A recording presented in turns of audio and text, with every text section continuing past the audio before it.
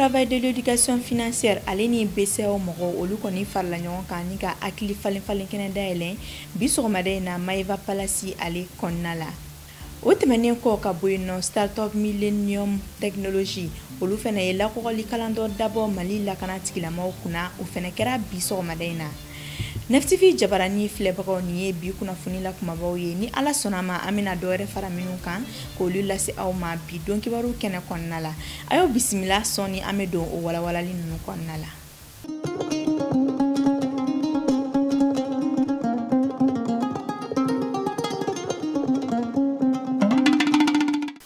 Biye tɛnɛ ye novembre kalo tile 9 san 2020 an limanaw aw bɛɛ ni su kokura a y'aw danse aw ka bi kunnafoni di kɛnɛ kɔnɔna la. Kunnafoni daɲɛ kumabaw la an y'a fɔ aw ɲɛna cogoya min na jɛkulu min n'ale ka baara ɲɛsinnen don sɔrɔ ani nafoloko kalanw ko ɲɛnabɔli ma olu ni BCEAO maaw kɔni farala ɲɔgɔn kan ni ka akili falen kɛnɛ dayɛlɛn bi sɔgɔmada in na yaasa nafolo ani sɔrɔko kalan bolo o bɛ se ka sigi sen kan cogoya min na. A dabɔkun yɛrɛ ye ka se ka wari baarakɛlaw k'olu lakana ani fɛnɛ ka sɔrɔ tɔgɔtɔgɔ ko o kalan kɛ fantanw kunna. Mamadu Ɲare ni ale bɛ baara kɛ kalan minisiriso kɔnɔna la ale ye ɲɛfɔli kɛ an ye. Kani Sisogo Matrawole ale ni Tijani Siribe olu ka kuma galama ɲɛma. Adamadenw bɛ se ka kalan cogo min na u ka sɔrɔ tɔpɔtɔli la kɛcogo ɲuman na an bɛ bi o kalan ɲɛbila baara dɔ hukumu kɔnɔna na. Bari ni kalan bɛ kɛ a bɛ kɛ ni programme de an bɛ gafeba min wele ko programme baara min bɛ kɛ olu bɛ bolo da o kɔnɔna na an bɛ nale o baara senw de jateminɛ o min bɛ k'o kɔnɔna na ka olu fara ɲɔgɔn kan bi walasa tile waati nata la an ka se ka o baarabolo gafe an ka se k'o bolo da donc baara in ye fɛn daminɛ ni ye depuis tuma jan kabini waati jan nka a tɛ se ka taa min kɔ an b'o dɔ de kɛnɛ kan ye bi.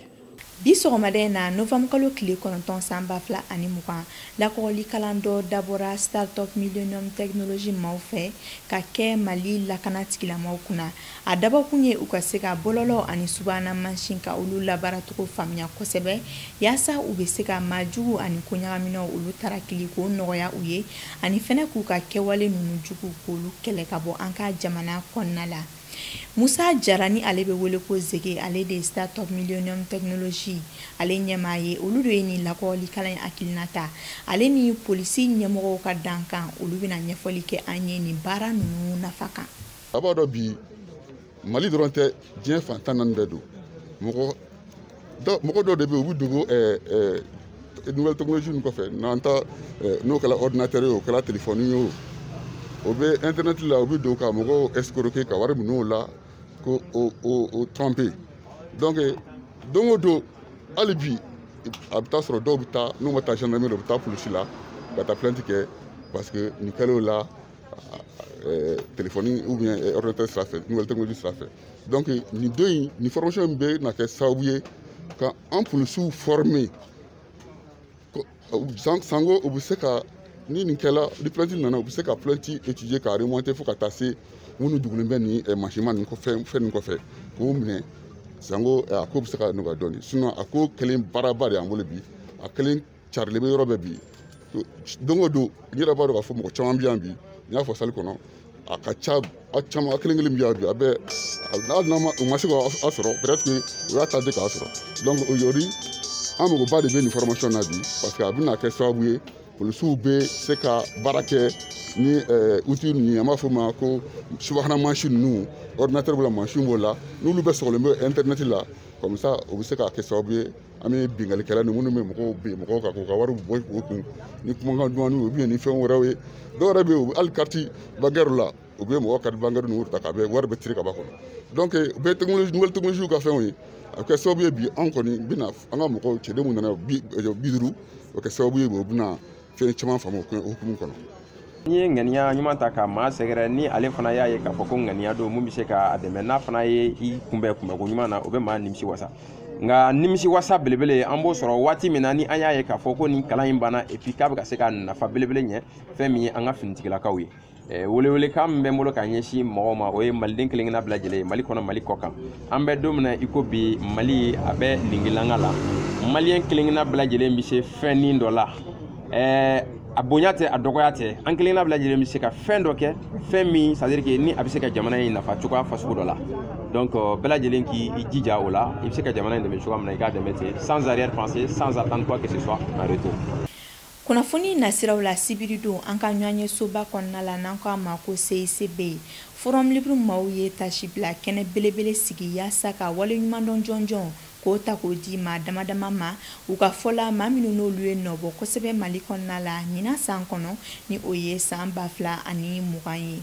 A dira maa minnu ma kunnafonidila dɔw tun b'o la arajo tigilamɔgɔ dɔw fana tun b'o la ka fara Imam Mahmud Diko kan. U ka kɛnɛ ɲɛmaya tun bɛ maa min bolo o ye an ka baarako minisiri ye ni ale Saliya Ture ye. Umar Traore a ka sɔrɔlen filɛ nin ye. Maa o maa sera yan an ka maa baw la ka bɛɛ lajɛlen fo ka dugawu kɛ bɛɛ lajɛlen ye. Docteur Sugala Kokala Maiga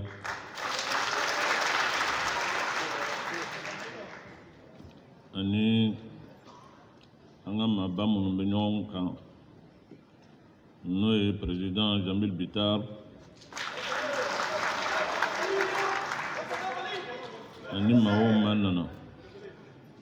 ani maa o maa farala ɲɔgɔn kan ka kɛ kɛnɛ in kan n bɛ bɛɛ lajɛlen fo. Forum Libre o ka maa minnu farala ɲɔgɔn kan ka se ma ka nin kibaruya in dan tulo kan n y'a lamɛn n sɔnn'a ma. Je l'ai accepté avec beaucoup d'humilité ka sɔn an ma ka da kɔrɔ min bɛ ko in yɛrɛ la. Quand j'ai eu le tableau, je le reçus. Tableau du Corolla, n y'a ye mɔgɔ min y'a kɛ. Il s'appelait, je crois bien, si ma mémoire ne me trompe pas, Pierre Poudougou.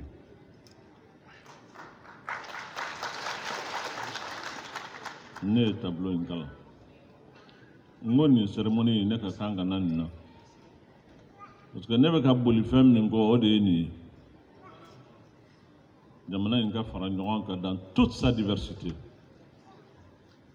Donc nin baara in a diyara n ye a bonyana n ma. Mais ce n'est pas ma modeste personne qui a été nominée.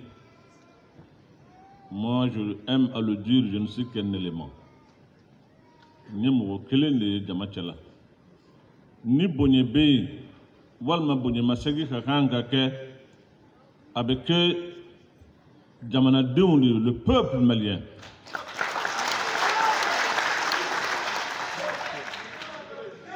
Nin bonɲɛmasegin a ka kan ka kɛ maa minnu ye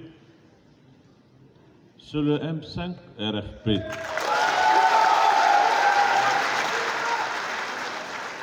Dans toute sa composante,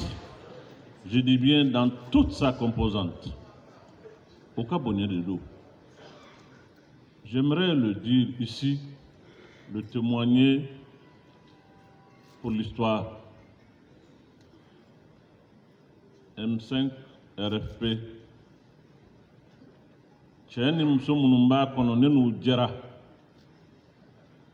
Diɲɛ min kɛra, c'est empreint du respect et de l'estime réciproque. Kabini an jɛra, don kelen da kelen, a ma bɔ mɔgɔ si la ka ɲɛsin n ma. Kɛwale, kumakan, fɛn min b'a to ne bɛ ɲugun n yɛrɛ la, n m'a ye.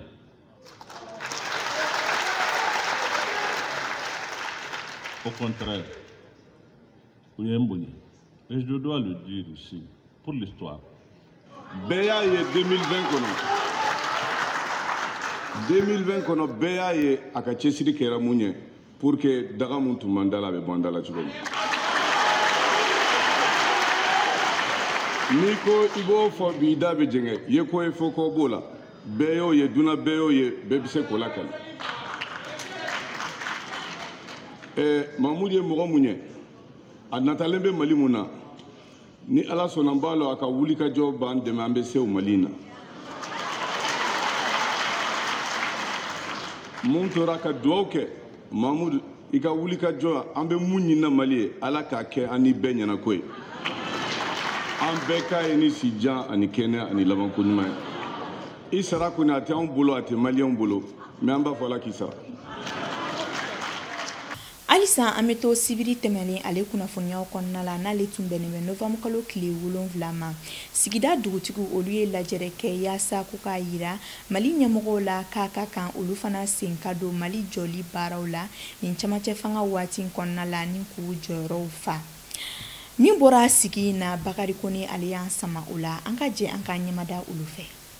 An ka jamana sigi kun wɛrɛ t'a la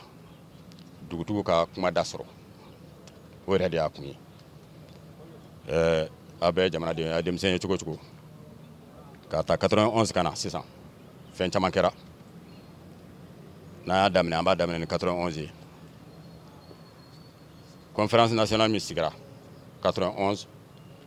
dugutigiw ma wele a kɛnɛ kan donc an ka population duguma olu ka hamina ma taa kɔnɔ o de y'a kɛ gɛlɛya nana 2012 la 2012 fana na an ma wele kɛnɛ kan mɔgɔ wɛrɛw de bɛ taa kuma dugutigiw nɔ la o tɛ se ka ɲa an ye constat kɛ k'a fɔ baara min filɛ yan an ka essayer ka a corriger o de la an y'a ɲini ka a yira fɔlɔ fɛn min ye dugutigiya ye mɔgɔw k'o dɔn dugutigi jɔyɔrɔ ye mun ye fɔlɔ dugutigiya tun bɛ cogo di bi a bɛ cogo di an kan ka mun kɛ pour que a bɛ taa sanfɛ sini laɲini min b'an bolo o ye ka se ka kɛnɛ sigi dugutigiw ye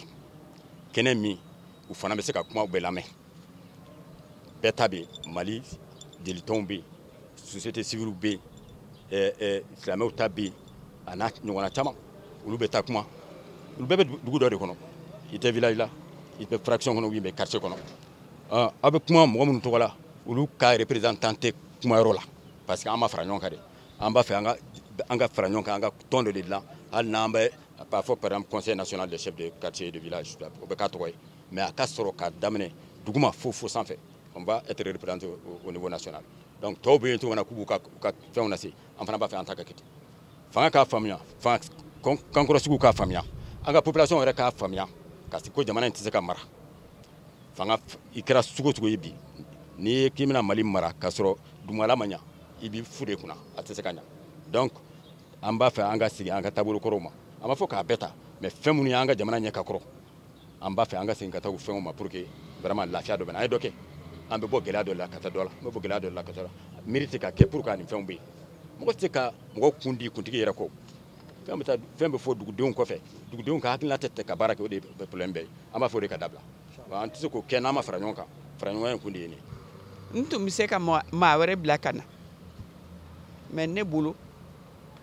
n yɛrɛ ka na parce que ne ka dugutigiw de bɛ yan bi n'i y'a mɛn maire n'i y'a mɛn ko élu o b'a sɔrɔ dugudenw de bɛ yen ni duguden tɛ yen foyi tɛ yen donc ni dugudenw mago b'i la n'u y'i wele hali su dugutila i ka kan ka wele jaabi o de ye ne se yan hakilina min fana b'u bolo ka baara k'a kan hakilina ɲuman don u ko dugutigi bulon dugutigiw olu ka kan ka baara kɛ cogo jumɛn na bonya jumɛn de ka kan ka da dugutigiw kan walasa u ka baara bɛ ɲa u bolo o y'anw hami ye dɛ parce que an bɛ baara fɛn fɛn na an n'u bɛ jɛ ka baara kɛ baara bɛ kɛ gɛlɛya kɔnɔ donc n'an y'a faamuya an ka jɛ ka dilan an ka ɲɛmɔgɔw k'a faamuya u k'an dɛmɛ baara in na ne bolo o de b'a to jamana bɛ basigi an mago bɛ Mali kura min fana na o bɛ se ka sɔrɔ o de kɔnɔna na Mali tɛ dilan maa wɛrɛ fɛ dɛ an yɛrɛ fo dugudenw k'a dɔn min jɔyɔrɔ ye min ye bɛɛ k'o faamuya donc nin kɛnɛ y'o kɛnɛ dɔ ye. Dugutigiw ka nin lajɛrɛ o tɛmɛnen kɔfɛ an m'an kunda Mali kokana kibaruyaw kan o min ye bakurubaw taara ni k'a labɛn k'o bila aw ɲɛ an ka jɛ an k'o lajɛ ɲɔgɔn fɛ. An bɛna bi Mali kokana kibaruyaw daminɛ Côte d'Ivoire jamana la kɔnɔwari jamana ɲɛmaa kalafili kɔfɛ a yera k'a fɔ politiko gɛlɛya bɛ dugu kɔnɔna la ko dɔgɔkun kelen tɛmɛnlen kalafili kɔfɛ Alassane Dramane Ouattara kɛra min jɔnjɔn taba ye kɛmɛ sarala ni maa 94 bɔɲɔgɔnkɔ ka kalafililenw ye seyi maaw ka fɔ la fanga sinamatɔn ɲɛmaaw caman bɛ ka ɲini walima u minɛlen bɛ ni k'u datugu ka sababu kɛ k'u ye bamanciya walew kɛ fanga sinamaw y'a jira k'a fɔ ko olu jɔrɔlenba bɛ nin lahalaya ninnu na Sisan an bɛ an kunda Ethiopie kan. Ethiopikaw fɛ a jirala k'a fɔ ko jamana minisiri fɔlɔ ye yɛlɛma don a ka gouvernement kɔnɔ kɛrɛnkɛrɛnnenya la kɛlɛkɛfini tabaw ani bilasirali cakɛdaw kunda. Adem Mohamed n'ale tun ye finitigiw ɲɛmaa ye kabini juin kalo san 2019 ale labilala ka bɔ a jɔyɔrɔ la. U ko a nɔna bilalama sigi fɔlɔ nka a ka baaraw bɛ ka kɛ a ka dankan de fɛ ni o ye General Birhanu Jula Gilalsha ye. Ka fara o kan Temesgen Tirune n'ale ye Amhar mara ɲɛmaaya walan sɛmɛ a ti waati janbɔ ale de bilala bilasirali ani lakana ɲɛmaayaso kunna ni ka Demela Shishe Michael k'ale kɛ polisiw ka ɲɛmaa ye. Kun kelenma ye ni ka dɔn minisiri fɔlɔ Abiy Ahmed ka ni yɛlɛmali ninnu na nka Ethiopie kodɔnna dɔw y'a jira k'a fɔ ko a bɛ ka a yɛrɛ kori ni danayamɔgɔw de ye ani minnu ye siya kelen ye.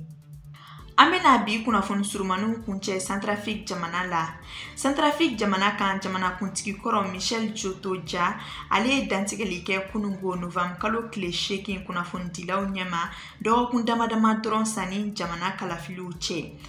A ye maaw wele ka taa bɛjɛ fanga ani sariyaw bonyali ma. A ka kɔrɔfɔw kɔnɔna la Michel Djotoja ye a sɛbɛntiya k'a fɔ ale tɛna kɛ cɛbɔ ye jamana ɲɛmaaya ni wasaden kalafiliw si la n'olu bɛna kɛ décembre kalo tile 21 san 2020 ka d'a kan ko ale tɛ lahalaya bɛɛ kɔnɔ. O dɔ ye ka kɛ jamana kɔnɔ san 1 sanni cɛbɔ sɛbɛnw ladonni cɛ. Ko ale kɔni bɛ mun ɲini o ye kalafiliw tɛmɛko ɲuman ye. Ko wa k'a b'a ɲini maaw fɛ minnu bɛ ale ka lahalaya ɲɔgɔnna kɔnɔna la k'u bɛɛ wajibiyalen don ka jamana sariya bolow bɛɛ matarafa sabula ko Centrafrique jamana sɛgɛnna kojugu